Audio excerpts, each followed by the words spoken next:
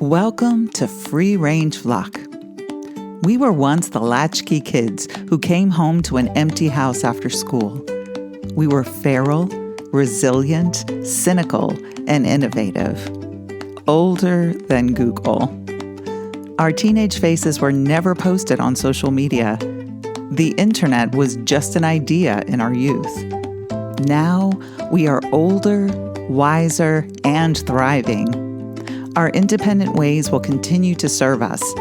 We plan to keep defying the odds, and we will carve our own path with grace, with humor, with joy, our way. We've been through some stuff. We will continue to keep pushing, and we are not going anywhere. The former latchkey kids are now the free range flock.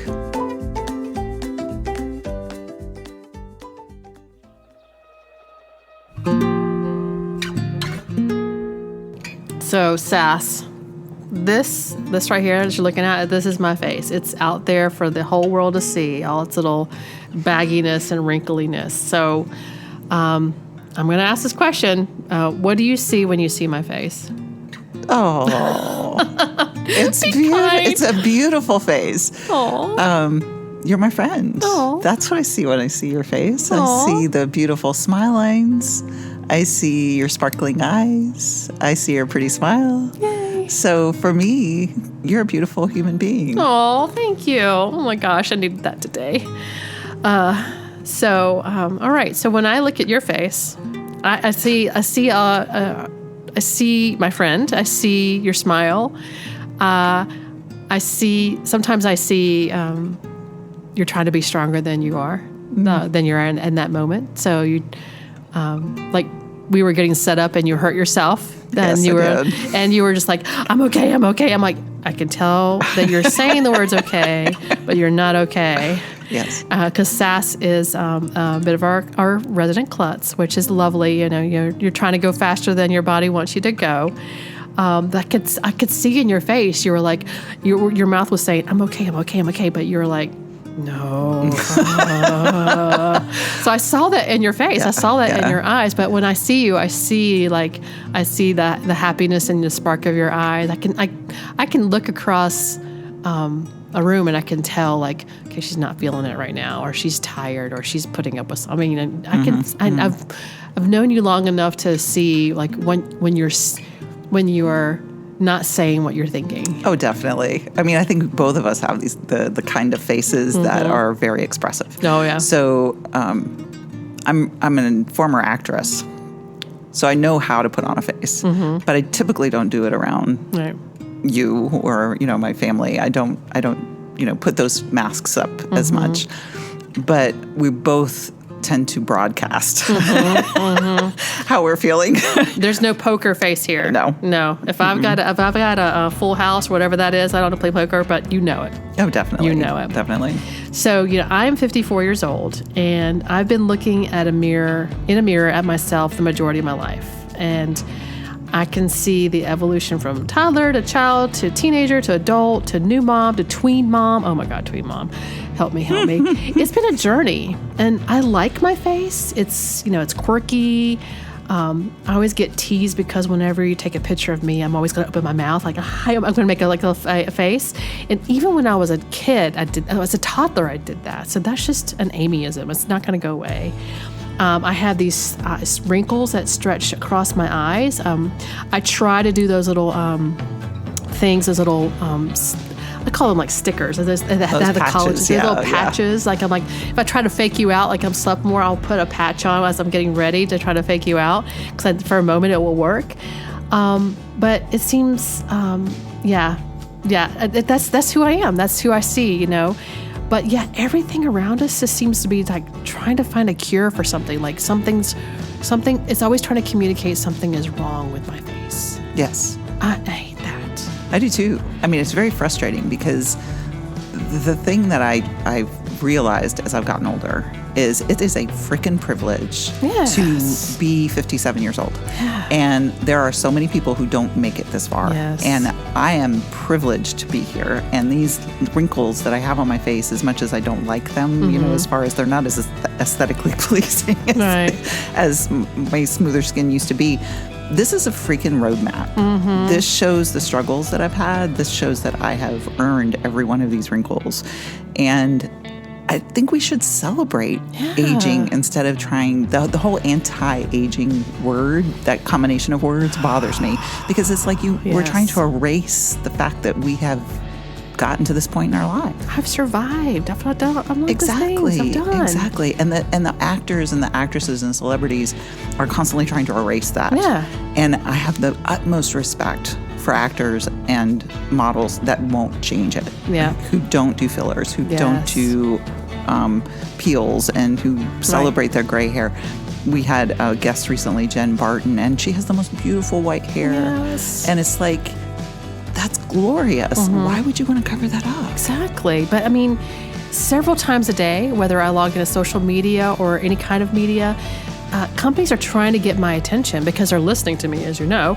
And they keep using the words anti-aging. Yes. Anti-aging. I'm like, anti-getting older. I mean, come on, what the heck?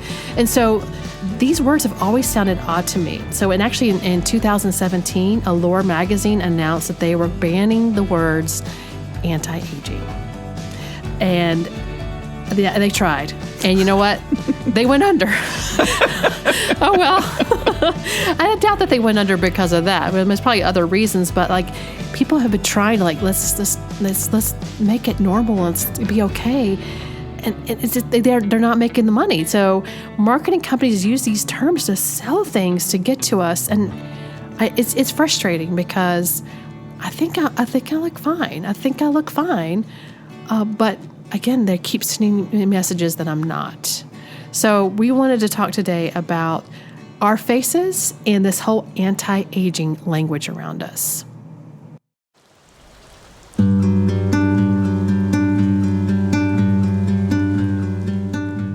So Sass, when you get ready in the morning, is there a certain part of your face that gets the most attention? And if so, why?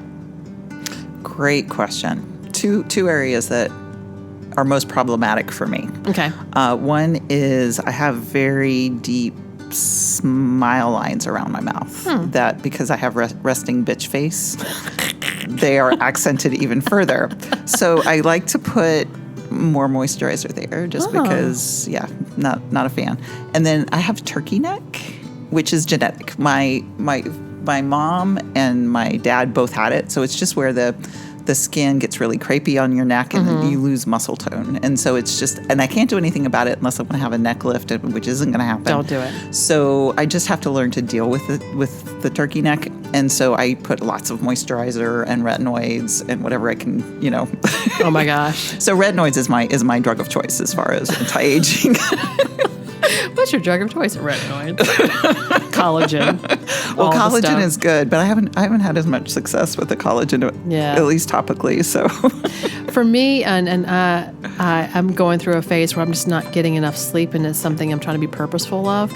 So the first thing I notice is the underneath my eyes, and I'm supposed to wear glasses all the time.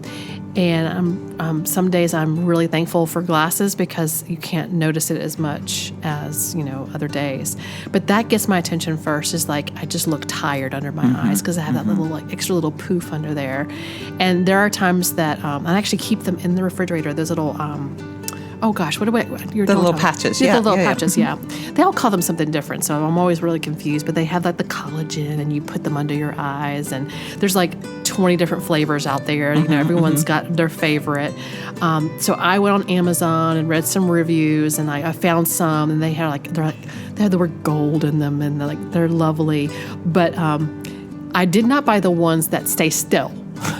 So they're assuming that you're going to put them on and lay down, I guess. And I'm like, I don't have that time. You're supposed to wear it for 20 minutes. And I'm like, so I do love them and they're nice and cold, but I forgot to buy the ones that actually stay in place. I can run around the house and finish up. So I'm constantly going back in the mirror, moving them back up and whatever. So that gets the most of my attention because I feel like that it tells on me because it looks like I'm tired all the time. Right. Which right now I am, but I want to hide that from the world. So it gets way too much attention. But I feel like that's where, because I'm talking about it, that's where most of those social media ads are coming at me like, hey, do you look tired? Like, so I feel like everyone's marketing that whole kind of like that very individual targeted marketing thing now. It feels, it's very powerful, but it's like, sometimes it hurts your feelings. Like, shut up. God, just scroll faster. I don't want to, how do you know that I don't like this about myself? So it's very tiring. Well, part of it's our demographic too. Yeah. I mean, going back to what we were talking about in the introduction, the anti-aging, that combination of words, we're of that age, so that's what a lot of people our age is dealing with, is the changing landscape of our face. And it's a balancing act of trying to figure out, like, I want to accept it, but then at the same time, talking about my turkey neck, it's like, I don't find this attractive. You know what I mean? So it's learning to accept things that I've always thought of as flaws. Right. We need to rethink those words, anti-aging, because if you think about it, anti is like a big no, and then aging is no aging. No aging, and that's impossible. And like you mentioned earlier, it's like, I have members of my family who could not, for various reasons and illnesses, did not get to live as long as me. And I'm like, okay, my cousin did not get to live as long as me, and she would love to be here raising her kids. I need to remember that being here is a privilege. I get to be here with my son and do that. But when I'm in the mirror, sometimes I'm like, oh my gosh, I look so well. I mean, it's hard to remember that, but it is important. Like, aging is a privilege. It really is. And I think we need to, I think you said it earlier, flip it around. Yeah. We need to really think about celebrating people as they age, how much knowledge we've gained, how much privilege we have to be here. White hair is beautiful. Yeah. Why are we not celebrating graying hair? On a man, it's distinguished, but on a woman, it's considered something we should cover up with hair dye. And it's like, no, we need to embrace that. I think you've heard me talk about embracing being a crone. So there's always this, in some celebrations of life, you think about there's 3 stages. There's being a child, there's being an adult, and then there's being aged or aged. And so another word for an older woman is a crone, and it's used a lot in pagan religions and Wicca. And I think it's beautiful let's embrace being a crone. I mean, come on. You're an older woman with all of this knowledge and power. Celebrate it. Yeah. You know what, marketing companies? You need to listen to me. If you want me to buy your product, you're going to put a woman who has these beautiful wrinkles and this beautiful gray hair on your packages, and you're going to let them be the spokespeople. Because when I see myself in the package, I'm going to buy it. Exactly. And if you keep pretending like something I got ain't right, then I ain't going to buy your package. I don't want to look like I'm 25 anymore. Right. I would not go back to 25 if you paid me. Would not. Maybe I would take my knees. But I miss those knees. I do miss my knees. My knees hurt sometimes. That's what they should be doing. They should be celebrating and like, not just they're slowly coming to the gray hair. Like during the pandemic when people let their hair go gray, that's happening more with women. Like people were like, I remember when, who's that lady from 4 Weddings and a Funeral? Oh, Andy McDowell? Yeah, when she like let her hair grow, and people were like, oh, that's so aghast, but now they're so used to it. I'm like, let women do this. When you put a woman who is in their 40s, 50s, and 60s and has these beautiful wrinkles and you celebrate it, I will buy the heck out of whatever you're selling. Exactly. And the thing is, those moisturizers that they're trying to sell to us, or the retinoids, like I was talking about, those are things that can improve the health of your skin. Right. It's not about necessarily getting rid of them. It's keeping your skin healthy. Yeah. So let's reframe, these beautiful moisturizers that we're putting on our skin feel good. You don't have to stop using. When I say I'm anti-aging, it's not that I want to eliminate all these products from the market. It's being told I'm wrong for being older. Right. That's the part that I'm struggling with. Yeah. So I actually have a fun fact to share. Oh. And it's kind of surprised me as I was doing research for this episode. So, we're Gen X, we're getting older, and we want to do all these things as we age. And I noticed, how women, like our mothers and our grandmothers, when they were our age, they looked so much older than us. Yes. Like I look at pictures of my grandmother when she was my age, and she looks older than I do now. And I found that really astonishing. And part of that is how she was dressing. Like that, if you look back at how women were dressing in their 50s and 60s, in the 50s and 60s, it was just so very different. And was it flattering? Oh my gosh. Some of it, no. Oh my gosh, with the power suits with the shoulder pads and stuff, that was not flattering. I don't know who told us, but they should be like spanked, and because that was not nice. But as I was doing research, there's a show, I know you don't watch it, but I watch it. It's called And Just Like That. It's from the Sex and the City. It's kind of a continuation of that. And when the show first aired, there was a lot of publicity about how the female actors in that show, how old they looked. And they were making fun of them, how old they looked. And these women are 56 and 57. They're in that later 50s area. And these women look great to me. I look at them and they look fantastic. But then think back to the show that I remember my grandmother and my grandfather loved the show called The Golden Girls. Oh, yeah. And if you don't know what The Golden Girls is, if you're watching this, if you're listening to this, you know what The Golden Girls is because everybody was watching it. Bea Arthur, when she started filming The Golden Girls, was 54 years old. 54 years old. When I watch The Golden Girls, I'm convinced, because they're living in a retirement community, I'm convinced that they're in their 70s. They're younger than the women who are in the Just Like That show. Yeah. What is happening? What is happening? That our society is bashing women for looking older when we're actually, when you compare us to our mothers and our grandmothers, we actually are, because all this, dare I say, anti-aging stuff is working. These serums are working, and we know more, and we're wearing sunscreen, and we're drinking more water, and we're taking better care of ourselves, and we're lasting longer. Oh my God. What's happening to us that we actually think that the women who are in that show are looking older when you compare the two? It's shocking. Yeah, it really is, and I agree with you 100%. And I think that's our media is aimed towards young people. And so once you get past 40, it's almost like you become invisible. Yep. So recently I was having a conversation with a friend of mine, and we used to go to the same gym together.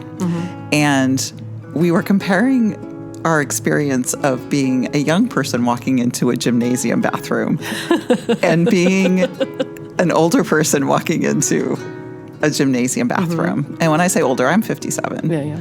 My friend is in her 60s.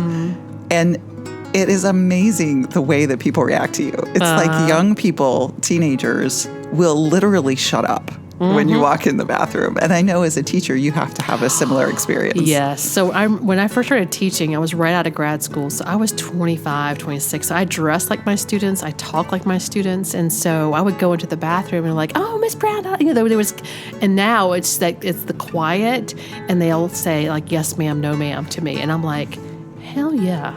You better say yes, ma'am. I am a ma'am. Now I remember like when that conversion started happening, people started calling me ma'am. I'm like, oh, that makes me feel old. No, that is a sign of respect. And yes, you better say it to me. I like it. So yeah, Yes. I actually like the fact that it changes when I go into the bathroom.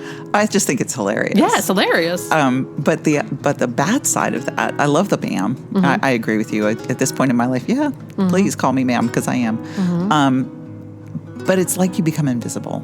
That's the part that frustrates me with modern society, is that once you pass a certain point, you're not considered a viable, person. It's not even that. It's almost like you don't exist. Right. Like from a marketing perspective, all we can get is anti-aging. We don't get the cute shoes anymore. Right. We don't get the cute handbags anymore. We get the anti-aging stuff.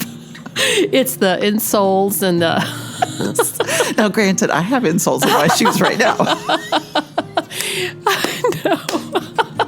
But they're cute insoles. And I told you that I loved your shoes, my even though they're so practical. I loved them. I mean, my shoes are fine, and I am all about comfort at this point in my life. But it's just frustrating because it's like there's this huge gap between when you're young and then as you get to a certain point in your life. And I want to celebrate getting to that point in my life, not run away from it. But I mean, now I'm just thinking, how dumb are marketing companies to keep going after the young people who don't have the money? We've been working a long time. We're making more money than those young ones. We got more money to spend. Exactly. You should be marketing directly to us and making us feel good about ourselves. Like, oh, girl, let me look at your wrinkles. I mean, why haven't they capitalized on this? We have more money. I make more money now than I did when I was 25. Why aren't marketing campaigns really like celebrating that and going for it? Not like, you want to look 25 again. No, the hell do not. I do not want to be 25 again. No. Come on. So I hope those marketing companies are listening to this episode, because this is all for you. We need to celebrate aging, not anti-aging. That I really think we need to remove those words from not just our vocabulary, but the society's vocabulary in general.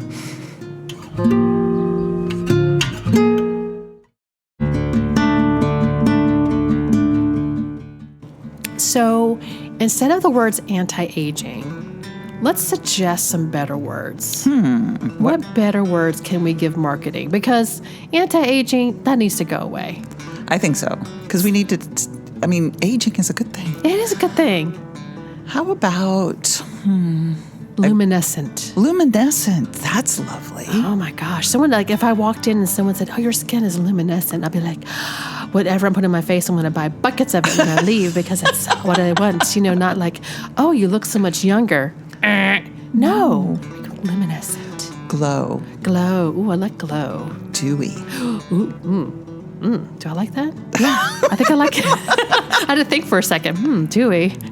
Dewy's what I say when I'm in the summer, when I don't want to say I'm sweating. I say I'm dewy. Like, oh, I'm just dewy. I'm not sweating. I'm just dewy. And that might be a Southern woman thing. I do apologize. That could be. It's definitely, you sparkle. I sparkle. Yes.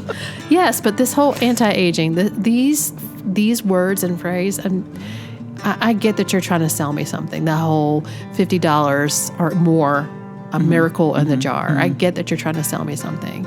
But don't put me down at the same time you're trying to sell to me. It's not it's just be honest. But who I am is beautiful. And if you go out there and say that it's not, and that I should be trying to get rid of something that I have earned it as a privilege, you're just putting me down. You're just putting me down, and that's not how you market. Exactly. I would totally agree.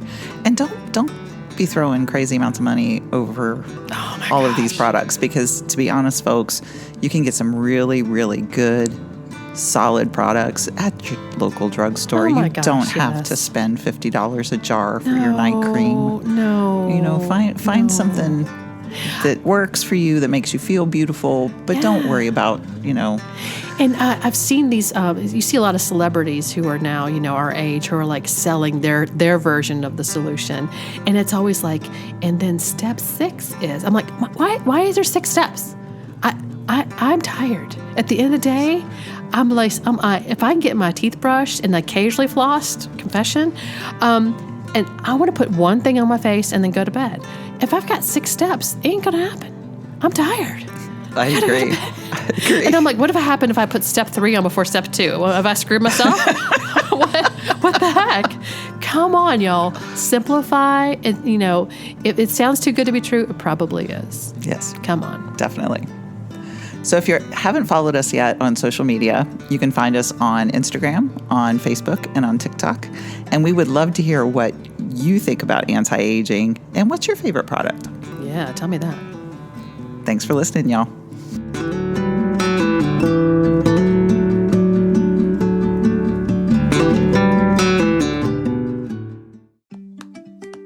Thank you for joining us for Free Range Flock. Our goal is to inspire and celebrate who we are, the Generation X kids who grew up and decided to do things their way, with grace, humor, and joy. This has been a production of Sassy Am.